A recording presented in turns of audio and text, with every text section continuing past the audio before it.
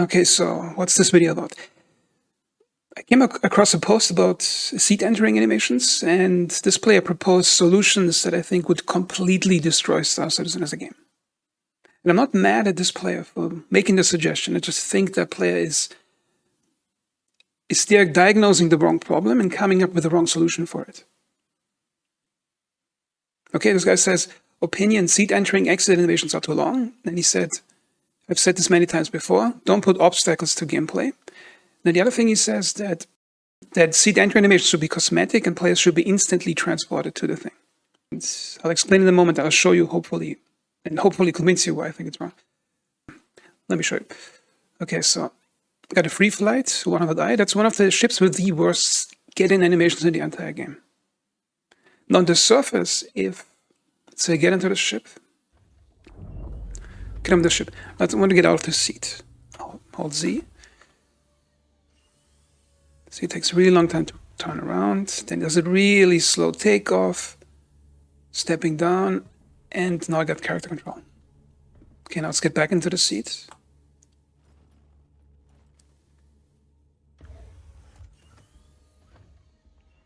Okay, now if you would have to do that quickly 5 or 6 times in 20 minutes, you probably get really irritated when playing this game. So on the surface, I think the arguments that these players make, they make good arguments on the surface of it. However, the problem here is not that they're long animations. The problem is the player lack of control during the animation, the transition from the animation to the normal other gameplay activity animation, and the raw quality of the animation. And these are 3 major problems in Star Citizen. For example, most ships in this game currently have these slow seating animations because the animators don't want to mocap custom animations for each seat. However, the developers have no problem adding animation quality to the game when they're trying to sell you a ship for Star Citizen. Okay, so let me show you. Pay attention what the girl on the right is doing when she gets out of the seat.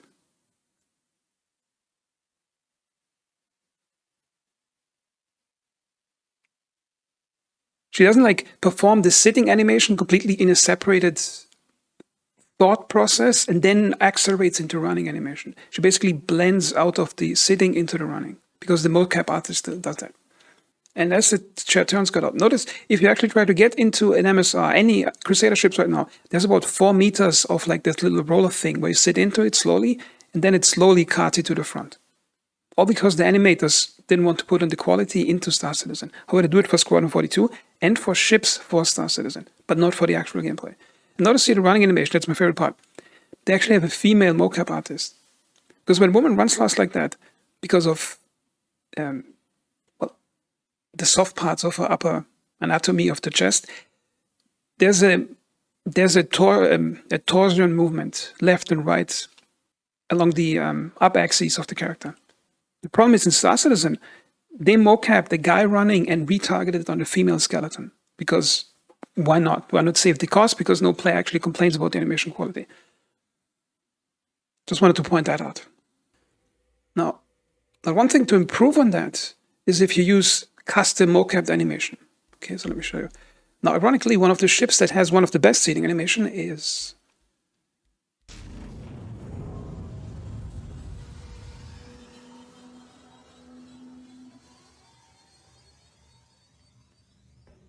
see, that's already an improvement. It's not ideal because you still have a large lack of control during the animation, but it's still a better one. Notice here, it's actually mocapped of the guy squeezing past it. So it doesn't feel like you're performing this ceremony of this slow turnaround and sit down on a chair. It's actually a character just trying to get around an obstacle to get to where he wants to sit. And that itself, that increased realism actually makes it more fun to sit into an Aurora than in most other ships in the game. Okay, so I'm here in Red Dead 2, and I'd like to show you how good animations do not only not get in the way of the gameplay, they're the essence of good gameplay. And the more animations you get into a game, the more fun the game will be. Because one of the posts that the guy said was that they're an obstacle to gameplay. But if you remove animations, you don't have any gameplay. Okay, so here's my horse. Brush it a bit. Okay, so let's get on the horse. It's really fluid, and at no point I lose camera control. Notice the animation blending as my character is patting the horse after getting on. It doesn't feel like it's a pre-canned animation you have to go through. Notice, I'm going to get off the horse. while I'm actually moving forward. Okay, let's get off the horse. Notice here. It's completely smoothly blending. Now I can get back on and off the horse all the time. And it doesn't get in the way. Because it never feels in this game like you're performing an animation on an object. It feels like your character is just traversing the game board slightly differently. See that? So I got a rifle in my hands. The rifle in my hands. In the rifle, go off the left side. Notice the animation blending still takes into account me holding the rifle. Let's get back on. Notice as he's going on the horse, he only has the left hand free because he's holding the rifle in the right hand, and the game accounts for that too. Again, getting off the horse on the right side, then the animation blending still works with it. So it's a combination of high quality animation to begin with,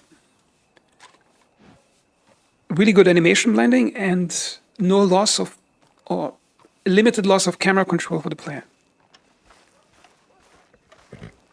Now, as you can see, I can get on this horse repeatedly 10 times in a row. It wouldn't get boring.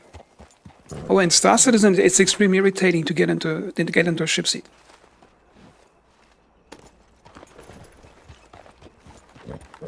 And one of the coolest things in this game is that, switch the camera a bit further away so you can see it better. Let's say you're holding a rifle like that.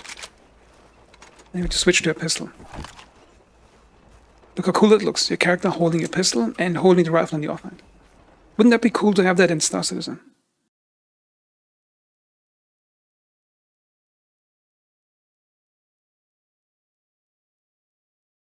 Or just walking this game.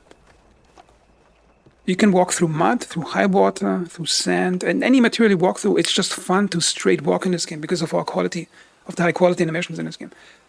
Okay, now let me show you a ladder. Okay, let's walking up to the ladder. Notice how fluid it feels. Because in this game, it's traversing things just doesn't feel like, okay, you're going to a ladder, now you're at the ladder object, now you have to perform ladder animation. It just feels like a character is traversing the world in a slightly different way. See that? At no point you fear the ladder like in Star Citizen. Okay, so that's the one argument I want to make is that you need high quality animations, really good animation blending, and limit the lack of camera control. The lack of camera control for the player.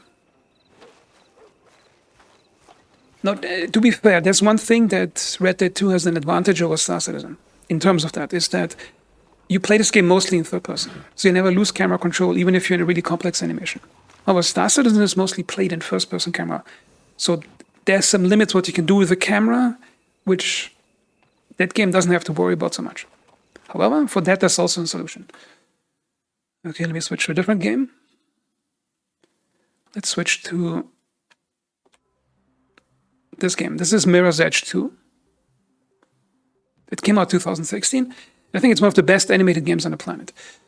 And it's made by EA Games, the company a lot of people love to hate for quote-unquote milking franchises. But they're like, along with Rockstar Games, they are some of the studios that put the most effort into animation quality. Okay, so let's say you're standing next to a ladder. This is a first-person game completely. Let's walk up the ladder slowly. Notice here. It's like in Red Dead 2. It doesn't feel like you're switching to ladder animation. It just feels like a different way of traversing things. And the cool thing is when you're on a ladder like that, you can look around, and you almost have no limits in your camera control. There's some limits to it, but the animation system supports it realistically. Look at this. Notice how the character goes back to holding the ladder. And it's the same if you go on a ledge, I think. Let me find a safe ledge to jump on. It's the same with ledges, see that? And this game is entirely built out of the character constantly animating in close contact with objects, because the player just runs through the game world and it climbs on it.